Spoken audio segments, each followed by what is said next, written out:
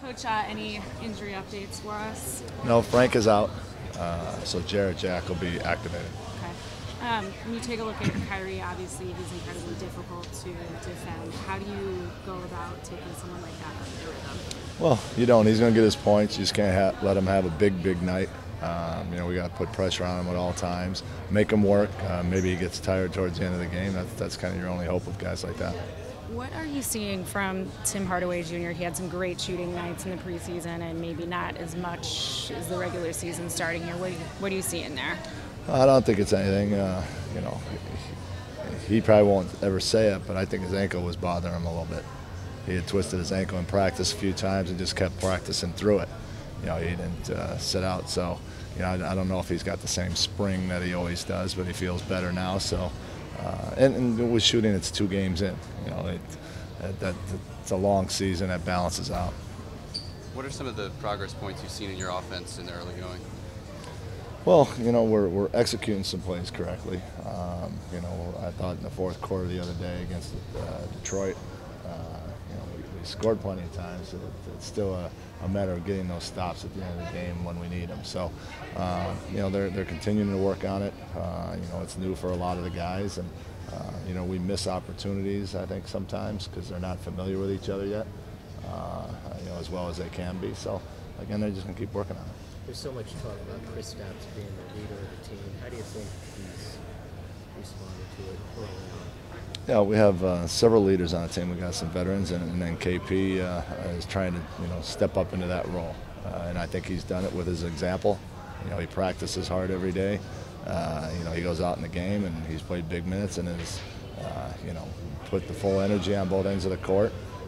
So he came out and said he wanted to be a leader by example, and then he'll grow into the the talking part of it. Kristaps seems to have a little cleaner footwork, fundamentals as an attack in the rim this season, especially from the perimeter.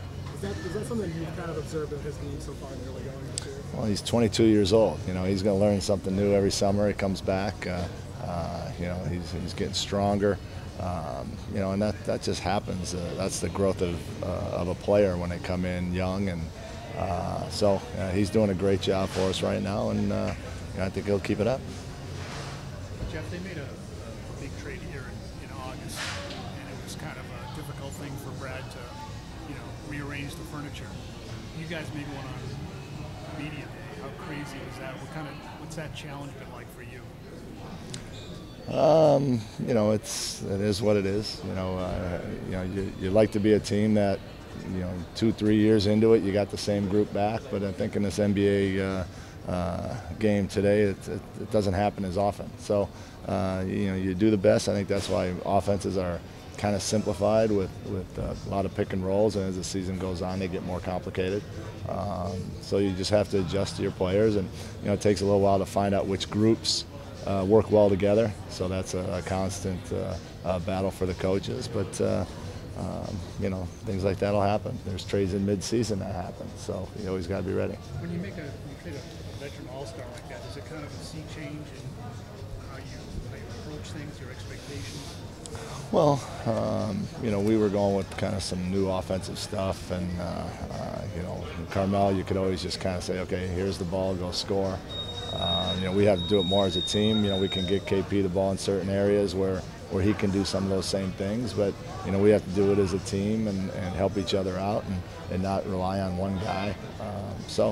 I think it'll fit with what we're trying to do.